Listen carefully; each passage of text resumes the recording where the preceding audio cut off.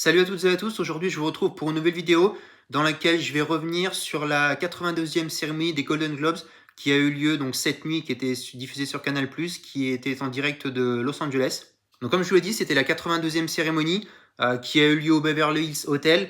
Je crois que d'ailleurs c'est un rituel puisque c'est le cas depuis 1961, donc c'est une vieille tradition. Elle a été présentée par Nikki Glaser pour la première fois. Il faut savoir que c'est une stand-upeuse qui est plutôt intéressante, qui est très cash, mais que moi j'aime plutôt bien, je trouve qu'elle fait du bon travail et je trouve qu'elle a plutôt géré cette présentation cette nuit. Il y a vraiment eu une flopée de stars lors de cette cérémonie, c'était impressionnant, un nombre de stars au mètre carré qui était conséquent. Pour la première récompense, c'est Zoé Saldana qui a remporté le Globes de la meilleure actrice dans un second rôle pour le film Emilia Pérez. Elle a gagné par exemple devant Margaret Qualley, que j'aurais peut-être préféré dans le film The Substance.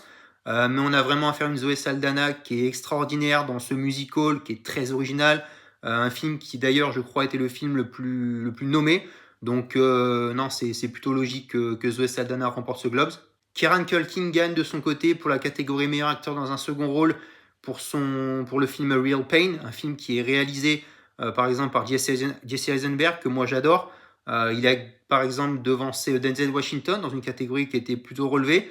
Donc moi j'aime beaucoup Kieran Culkin, je crois que c'est son deuxième Globe, donc content pour lui. Ensuite il y a eu, je pense, la catégorie la plus relevée de cette nuit. C'est la catégorie meilleur acteur dans une série dramatique, c'est Hiroyuki Sanada de Shogun qui l'a remporté. Je pense que c'était le favori. Moi j'adore Hiroyuki Sanada, mais petite déception pour Eddie Redmayne pour The Day of the Jackal, que je vous recommande vraiment, que j'ai regardé là ces derniers jours, qui est une série extraordinaire. J'avais une petite chance pour lui, j'aurais préféré, mais c'est vrai que Sanada quand même mérite cette récompense. Ensuite, c'est Jessica Gunning qui a remporté le Globes de la meilleure actrice dans un second rôle pour Mon Petit Reine de Richard Gere, devant Callie Race de True Detective Night Country, que moi j'ai fortement apprécié, j'ai bien aimé sa prestation, mais elle était la favorite, Jessica Gunning, et pas de surprise dans cette catégorie. Tadanobu Asano a remporté quant à lui la statuette du meilleur acteur dans un second rôle pour une série, toujours pour Shogun qui continue sa petite razzia. C'est logique vu sa performance dans cette série qui est une très bonne série. Un petit peu plus tard, c'est Jeremy Allen White, une nouvelle fois, qui a remporté la catégorie meilleur acteur dans une série comique. Alors on ne sait toujours pas si The Bear est vraiment une série comique, mais en tout cas elle est dans cette catégorie. Et une nouvelle fois Jeremy Allen White qui remporte tout, quoi. Il laisse pas de place à la concurrence. Il a remporté l'Emmy, remporte une nouvelle fois le Globe, donc pas de surprise. Ensuite, c'est Peter Straughan qui a remporté le Globes du meilleur scénario pour le film Conclave, film dont j'ai fait une de ma critique et qui est un film vraiment sympa avec une fin totalement inattendue. Euh, Petite déception pour Coralie Farja pour la substance. Je pense qu'elle avait une chance pour cette catégorie. Anora aussi aurait pu gagner cette catégorie, donc plutôt relevé. Mais au final, c'est le film Conclave qui a été primé. Emilia Pérez était élu meilleur film en langue étrangère. Pareil, pas de surprise. C'est une belle récompense pour Jacques Audiard pour ce film qui est vraiment excellent que je vous conseille. Un petit peu plus tard, c'est Colin Farrell qui a gagné dans la catégorie meilleur acteur dans un téléfilm ou série pour la série Le Pingouin. C'est une série que j'ai pas vue encore, mais il paraît qu'il est formidable dans ce rôle, donc je fais confiance aux critiques. Je suis moi personnellement une nouvelle fois déçu pour Andrew Scott et Ripley, qui est bon, Andrew Scott, je l'adore, j'en ai parlé dans mes meilleurs films pour Sans jamais nous connaître. Ripley est, je pense, l'une des meilleures séries de l'année 2024. J'aurais aimé qu'il la gagne parce que sa performance est grandiose. La série est fantastique, donc petite déception dans ces catégories. Jodie Foster est quant à elle meilleure actrice dans un téléfilm ou une mini-série pour la dernière saison de True Detective Night Country. C'est plutôt logique, j'ai regardé cette saison, je l'ai trouvée très impressionnante. Donc c'est plutôt logique. Petite déception encore pour Kate Blanchett, que je trouve incroyable dans Disclaimer, qui est pareil, une des séries formidables de ces dernières années, vraiment, je le pense. Et j'aurais préféré peut-être Kate Blanchett, mais pas de scandale que ce soit Jodie Foster. C'est Demi Moore qui a remporté le Globes de la meilleure actrice dans un film musical ou une comédie pour son rôle dans La Substance. Elle a fait un discours très, très touchant. Ça fait 30 ans, je crois, qu'elle n'avait pas eu de nomination. Elle remporte son premier Globes. C'est totalement logique. Sa performance est fantastique dans la substance. Elle a quand même gagné devant des actrices comme Mickey Madison, Zendaya ou Amy Adams. C'était très très relevé. C'est une très grande actrice. C'est une renaissance, elle le dit elle-même, pour sa carrière. Elle était prête à arrêter le cinéma avant de lire le projet proposé par Coralie Farja. Elle l'a accepté, elle a vraiment bien fait. Donc non, c'était un grand moment et je suis très content pour elle. C'est Sebastian Stan qui a été élu meilleur acteur dans un téléfilm ou comédie pour son rôle dans A Different Man. Alors j'ai un petit problème avec ce film, c'est que je n'arrive pas à le voir. C'est un film de l'année dernière, mais je ne sais pas où il faut le voir, donc c'est un petit peu un souci. Mais il paraît qu'il est grandiose dans ce film, donc je fais toujours confiance aux critiques. Et pareil, moi, si vous aimez beaucoup comme moi cet acteur, je vous recommande le film Fresh qui a quelques années, qui est renversant et qui est vraiment fantastique. Donc une nouvelle fois content pour lui vu que j'aime beaucoup cet acteur. Plus tard, c'est Brady Corbet qui a remporté le Globes du meilleur réalisateur pour The Brutalist.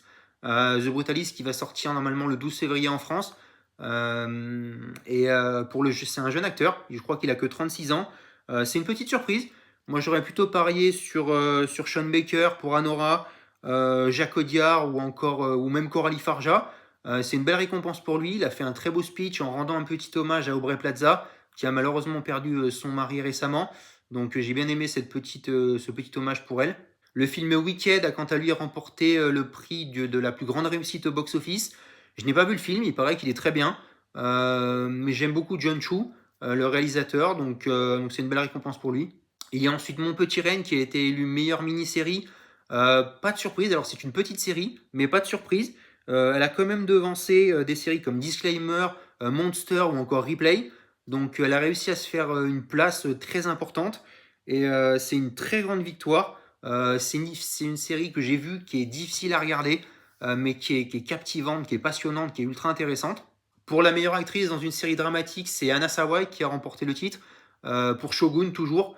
Euh, Pas de surprise, elle était, je pense, la favorite. Et elle est vraiment magnifique et incroyable dans ce rôle d'interprète et dans cette série qui continue de glaner des titres. D'ailleurs, Shogun a été élu tout juste après meilleure série dramatique. C'est un carton plein. Il n'a laissé aucune place à la concurrence et c'est vrai que c'est une très bonne série. C'est pas une série grandiose, c'est une bonne série qui va d'ailleurs avoir une suite. Mais c'est vrai elle était sans pitié avec ses concurrents. Pour la catégorie meilleure actrice dans un film dramatique, c'est Fernanda Torres, que moi je ne connaissais pas, je vais être très honnête, qui est une actrice brésilienne qui a remporté le titre pour le film I'm Still Here. Il paraît que c'est un excellent film qui va sortir, je crois, la semaine prochaine.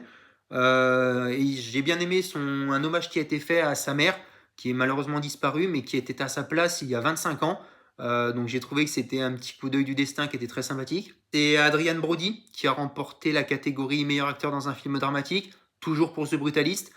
Il était dans une catégorie ultra relevée. Il y avait par exemple Timothée Chalamet, Daniel Craig ou encore Colman Domingo. C'était très fort et c'est quand même Adrian Brody qui a remporté ce titre et c'est une très belle récompense pour lui. J'aime bien cet acteur. Il était très ému, il était en larmes même, donc vraiment très content pour lui. Et juste après, la razzia continue de The Brutalist, puisqu'il a été élu meilleur film dramatique. C'est un triomphe pour ce film filmé en 70 mm, un film quand même de 3h35-40 je crois, qui a même été obligé d'inclure un entracte de 15 minutes, vu que le film dépasse 3h30. Et enfin, c'est Emilia Pérez qui a continué sa razzia aussi, qui a remporté le Globes du meilleur film musical ou comédie. C'est pareil, pas de surprise, c'est un très très bon film. C'est une vraie réussite pour cette magnifique œuvre.